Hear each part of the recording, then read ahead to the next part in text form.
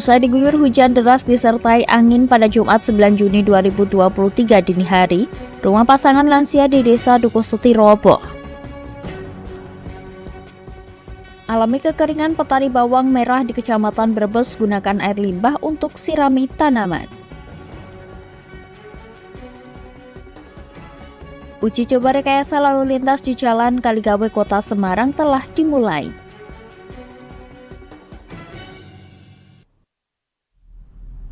Selamat sore pemirsa, bersama saya Puji Lestari, inilah catatan ini.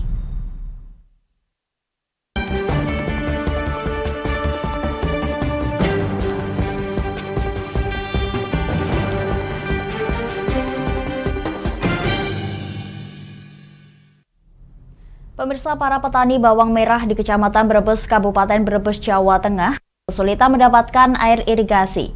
Mereka terpaksa menggunakan air limbah warga untuk mengairi tanaman bawangnya.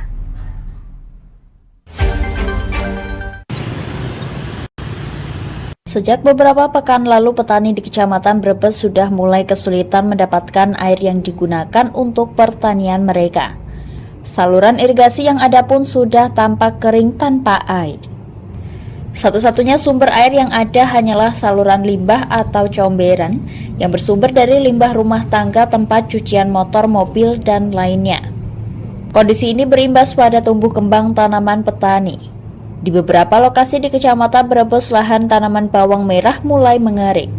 Hal ini bisa dilihat dari retakan tanah lantaran kekurangan air. Tak ada air irigasi, para petani terpaksa menggunakan air comberan untuk mengairi sawah mereka, demi menyambung hidup tanaman bawang yang sudah mulai tumbuh. Agni, salah seorang petani asal Kecamatan Brebes yang menggunakan air comberan untuk mengairi tanamannya, petani ini mengaku tengah menanam bawang seluas 3.500 meter persegi atau setengah bahu. Ia mengungkapkan para petani mengambil air comberan dengan menggunakan pompa air diesel yang ditempatkan di ceruk saluran yang agak dalam.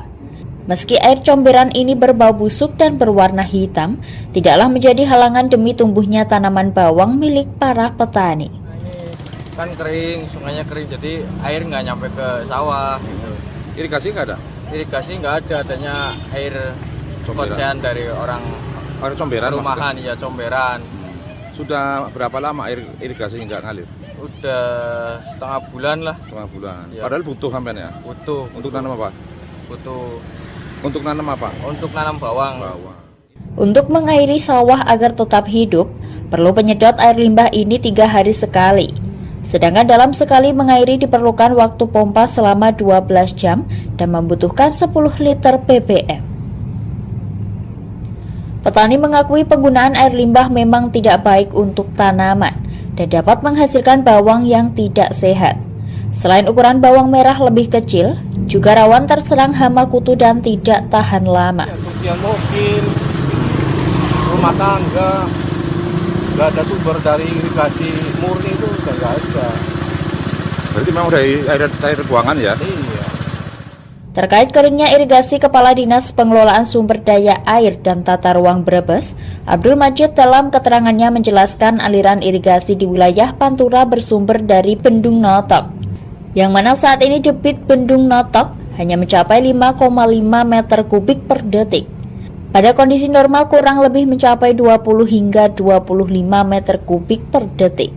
Melalui pintu yang ada di Songgom, jadi 2 hari air kita alirkan ke Pemali kanan, 2 hari kita alirkan ke Pemali tengah, dan 2 hari yang ke saluran ke Pemali kiri barat. Jadi kita lakukan penggiliran agar tanaman-tanaman padi maupun bawang yang ada di masyarakat bisa panen, jadi tidak mengalami hal. Jadi itu bagian dari salah satu kami dalam menjaga agar tidak terjadi kegagalan panen.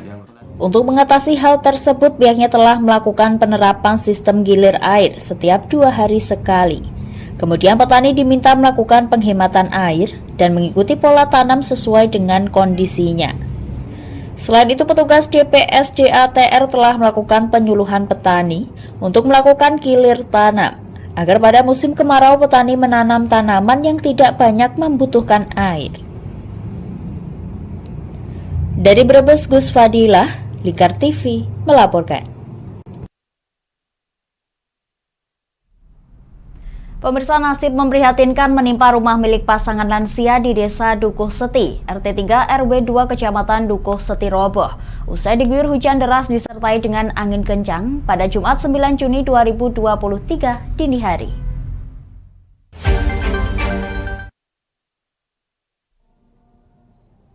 Usai diterjang hujan deras disertai angin kencang yang melanda Desa Dukuh Seti, Kecamatan Dukuh Seti, Kabupaten Pati, pada Jumat 9 Juni 2023 dini hari, mengakibatkan rumah milik sepasang lansia roboh.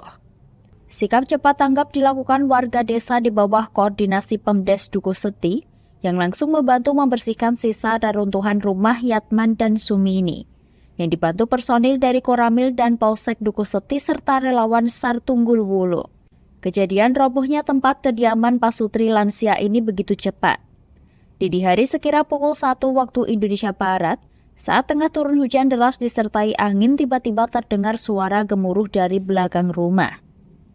Saat diperiksa benar saja, dapur berukuran 4x6 meter tersebut berdinding anyaman bambu yang berada di rumah pasangan lansia ini pun roboh.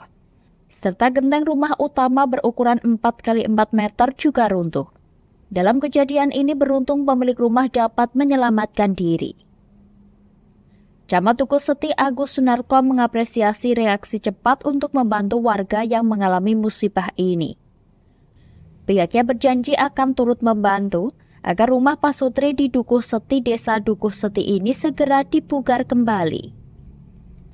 Atas kejadian ini, Camat Dukuh Seti meminta agar gotong royong terus dihidupkan sebagai wujud gerakan rakyat Kopen pejabat Kajen, sehingga nilai-nilai Pancasila berupa gotong royong dan kekeluargaan dapat hidup di tengah masyarakat. Yang pertama, saya selaku camat tentunya mengucapkan turut berduka cita, berbelasungkawa dalam arti bersedih karena ada rumah warga di wilayah kami yang roboh. Kami juga tadi dari Pak Kades sudah berinisiatif untuk meminta bantuan-bantuan ke kabupaten, baik ke Basnas, dan kita mendorong supaya memang bantuan-bantuan ini bisa segera dicairkan sehingga bisa langsung dibenahi rumah yang roboh ini. Kegiatan-kegiatan seperti ini, kegotong royongan, kekeluargaan ini harus senantiasa kita hidupkan. Kita jaga, kita rawat. Tujuannya memang tugasnya pejabat ini memang mengopeni rakyatnya, menjaga rakyatnya. Ketika butuh bantuan kita hadir. Harapannya adalah setelah rakyat ini teropeni, terawat, terjaga, ada rasa dari masyarakat ini ikut menjaga, ngajeni pejabatnya. Kesemuanya ini ketika terwujud rakyat Kopen pejabat Kajen, saya yakin nilai-nilai Pancasila, nilai-nilai kekeluargaan, kegotong bisa terwujud dan hidup di masyarakat kita. Beruntung tak ada korban jiwa atas kejadian robohnya rumah Pasutri lansia. Sedangkan untuk kerugian dari insiden ini ditaksir mencapai 20 juta rupiah. Dari Pati, tim Lingkar TV melaporkan. Pemirsa, Kabupaten Pati digadang-gadang akan mengalami kekeringan lantaran faktor El Nino. Kondisi ini akan diperkirakan terjadi hingga bulan November bahkan Desember 2023 mendatang. Adanya hal ini, masyarakat diimbau untuk menghemat dan memelihara sumber-sumber air yang ada serta sumber bantuan dari pemerintah.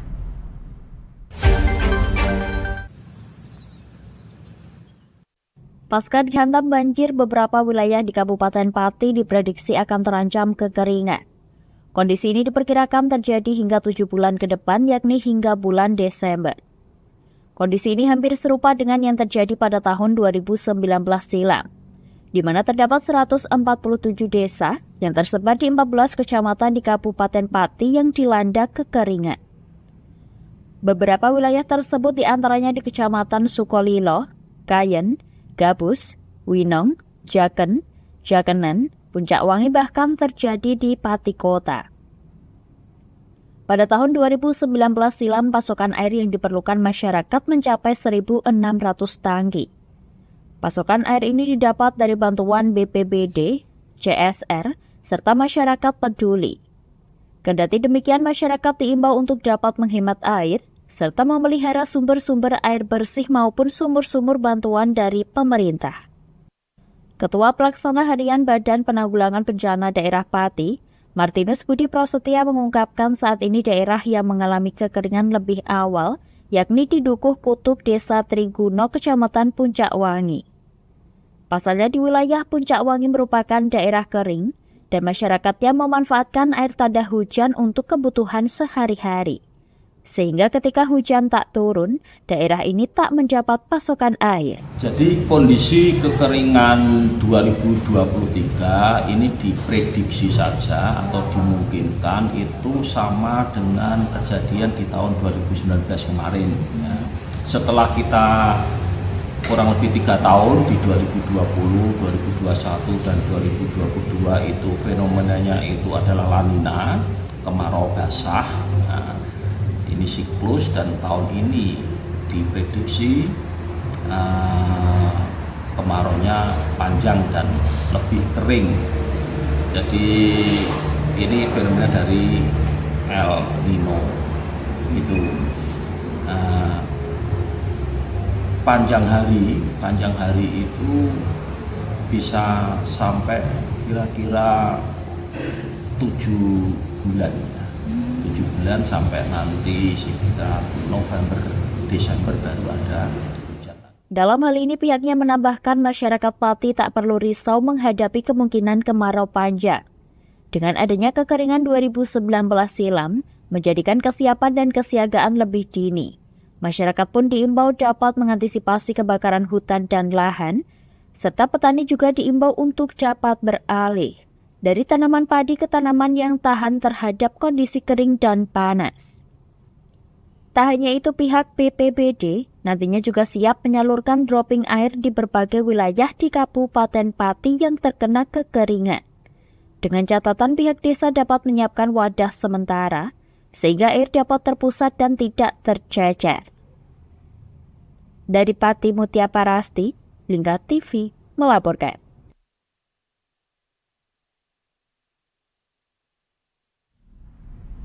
Kami akan jeda sejenak pemirsa, tetap bersama kami di Jateng hari ini.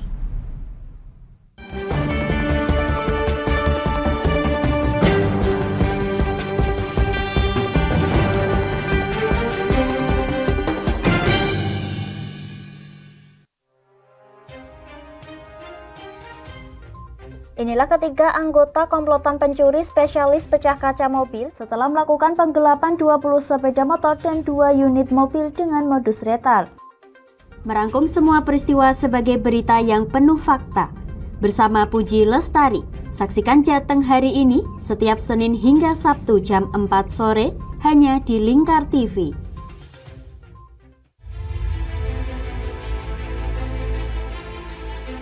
Memberikan pinjaman uang kepada saya dengan bunga 8% per bulan.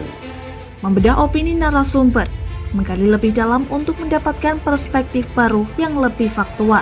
Masalahnya, nota perbaikan kapal itu semua ada di saya. Kenapa Tomo bisa menunjukkan? Demi mendapatkan informasi yang solutif dan terpercaya dalam Bedah Opini. Setiap Rabu jam 11 siang hanya di Lingkar TV.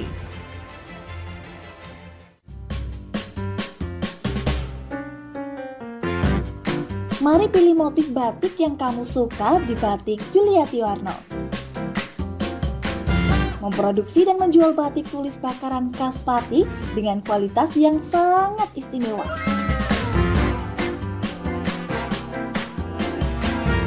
Cocok buat oleh-oleh, seserahan, bahkan untuk baju nikahan loh. Menyediakan berbagai motif mulai dari batik klasik sampai batik modern. Ayo borong segera Batik Yuliati Warno.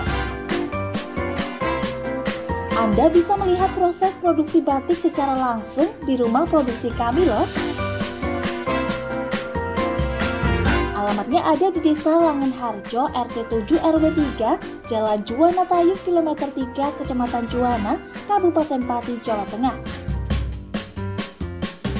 Atau Anda bisa menghubungi nomor telepon kami di 081 326 693 300. Ayo datang dan pilih motifmu segera.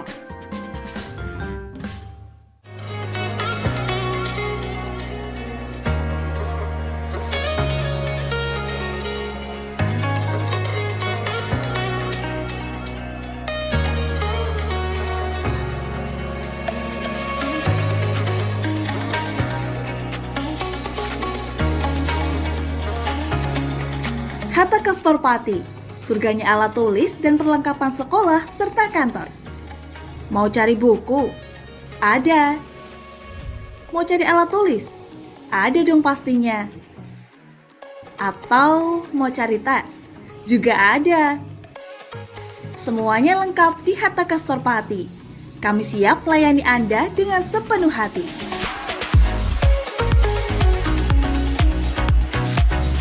Alamat kami ada di Jalan Pemuda nomor 204, Kabupaten Pati.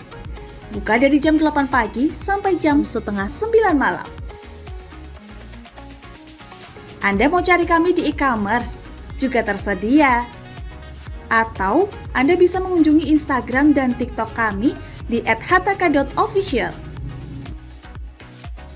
Ayo, tunggu apa lagi? Penuhi kebutuhan alat tulis dan aksesoris sekolah serta kantor Anda di Hatta Kastor Pati. Ada buku, ada meja. Yuk beli di Hatta Kastor aja.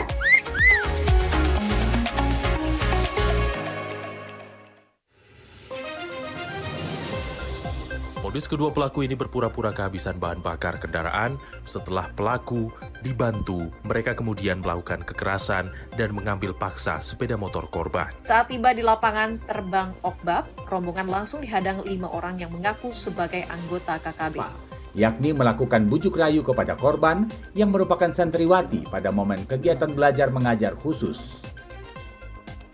Menyajikan informasi-informasi hangat dan terpercaya bersama Kabar Indonesia setiap Senin hingga Sabtu jam 7 pagi hanya di Lingkar TV.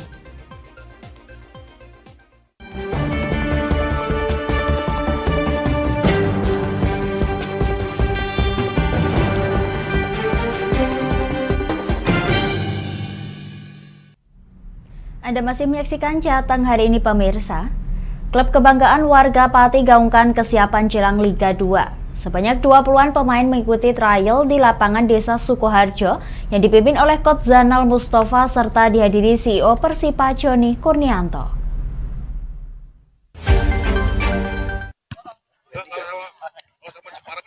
Laskar Saridin kini mulai unjuk kesiapan jelang Liga 2. Sebanyak 20 pemain muda turut mengikuti jalannya trial yang digelar di lapangan Desa Sukoharjo.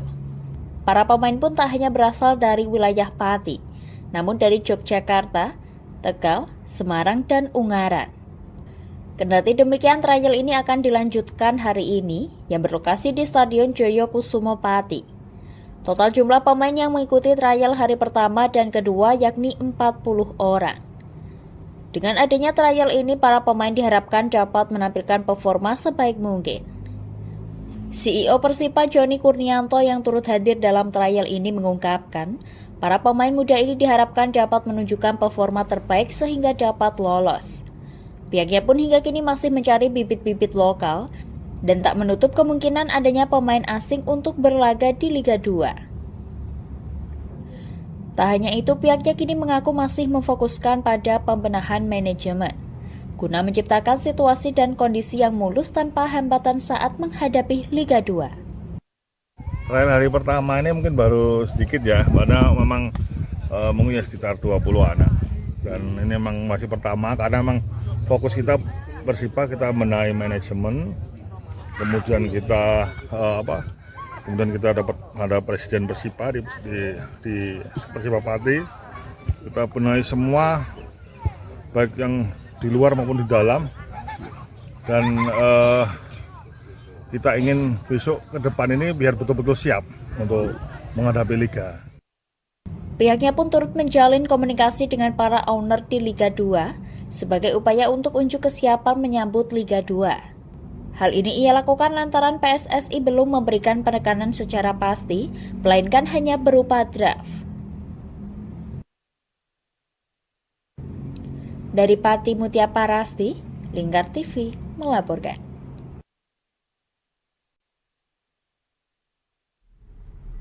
Pemirsa, Satlantas Polrestabes Semarang mulai melakukan uji coba rekayasa lalu lintas di sekitar jembatan Tol Kaligawe, Kota Semarang.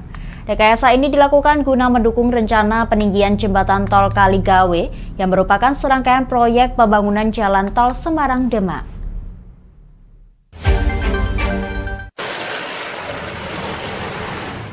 Satlantas Polrestabes Semarang melakukan serangkaian uji coba rekayasa lalu lintas di sekitaran jembatan Tol Kaligawe, Kota Semarang.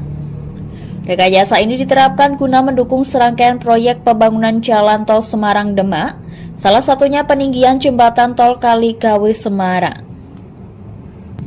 Penerapan uji coba dilakukan selama 3 hari ke depan, mulai dari hari Kamis 8 Juni hingga esok hari 10 Juni 2023. Kasat Lantas Polrestabes Semarang Ajun Komisaris Besar Polisi Yunaldi mengatakan, rekayasa lalu lintas akan diberlakukan mulai Minggu 11 Juni mendatang.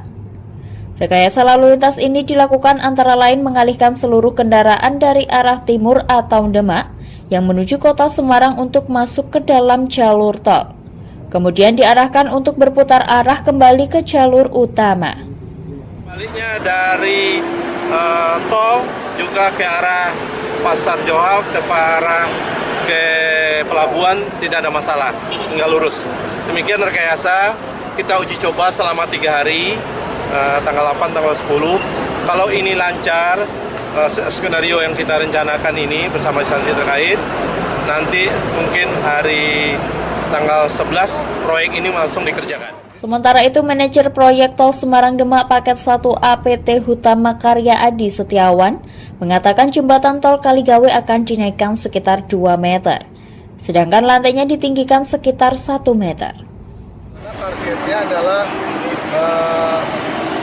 bisa fungsional sebelum Nataru, Pak. Nataru di tahun 2023 ini. Oke. Ini berapa meter, Pak? Kurang lebih ditinggikan sekitar 2 meter, Pak. 2 meter? Iya. Dari semuanya, Pak? Iya. Oke. Jalan bawahnya juga akan ditinggikan? Jalan bawah ditinggikan juga. Kurang lebih 80-100 meter. Untuk peninggian jembatan tol Kaligawe yang akan tersambung ruas tol Semarang-Demak ini akan berlangsung selama 6 bulan dan rencananya akan selesai sebelum libur Natal dan Tahun Baru.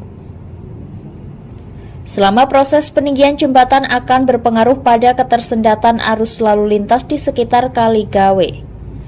Rekayasa arus lalu lintas akan terus dilakukan Satlantas Polrestabes Semarang.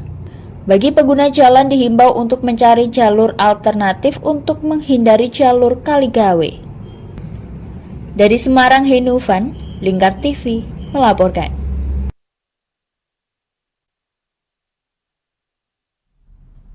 Pemirsa, kejuaraan nasional bulu tangkis Polytron Wali Kota Cup Solo 2023 tidak hanya menarik minat para atlet di Pulau Jawa, tetapi juga dari luar Jawa, seperti para atlet dari Papua yang turut ikut untuk memperebutkan gelar juara.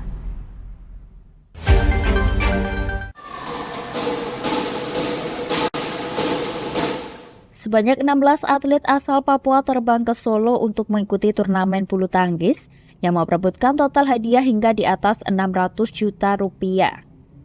Salah satu atlet dari Papua yang turut serta dalam kejuaraan Polytron Wali Kota Cup Solo 2023 adalah Raka Atmaja.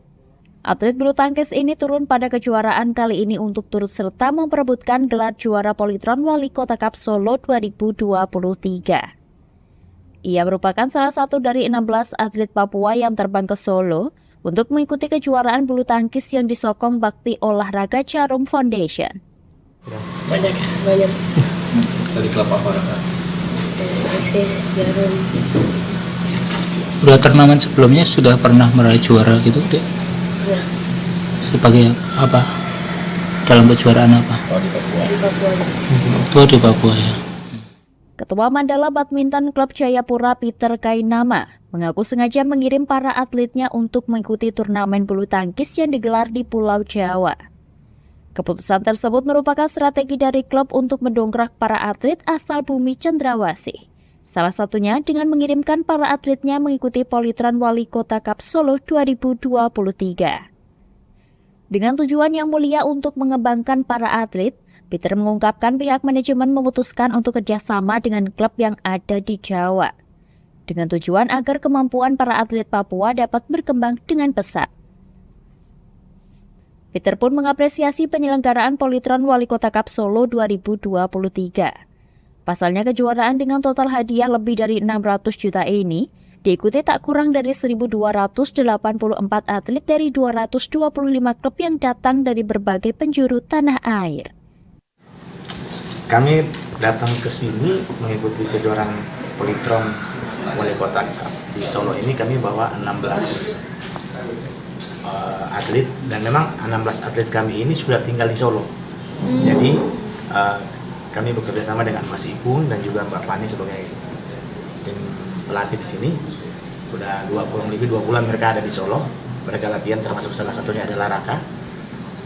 Jadi semua kejuaraan-kejuaraan bulu tangkis yang dilaksanakan oleh PBSI ataupun apa saja di Pulau Jawa dan sekitarnya, kami pasti dengan 16 atlet kami yang kami sudah tempatkan di Solo.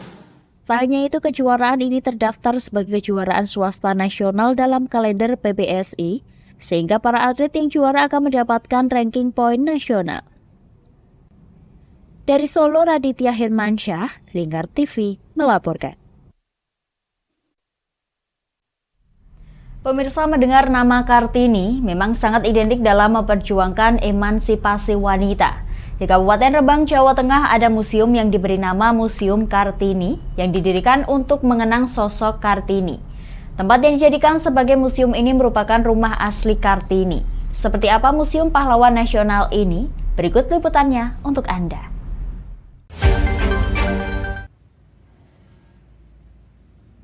Museum R.A. Kartini Rembang merupakan museum khusus yang didirikan pada 21 April 1967. Museum ini terletak di Jalan Gatot Subroto, nomor 8, Kabupaten Rembang. Bangunan yang didominasi warna hijau putih ini menyimpan koleksi barang pribadi milik R.A. Kartini, seperti tempat tidur, peta pribadi, tempat jamu, meja makan, mesin jahit, lesung, cermin rias, dan juga meja untuk merawat bayi. Di dalam museum ini juga terdapat ruang yang berisi berbagai karya dari R.A. Kartini.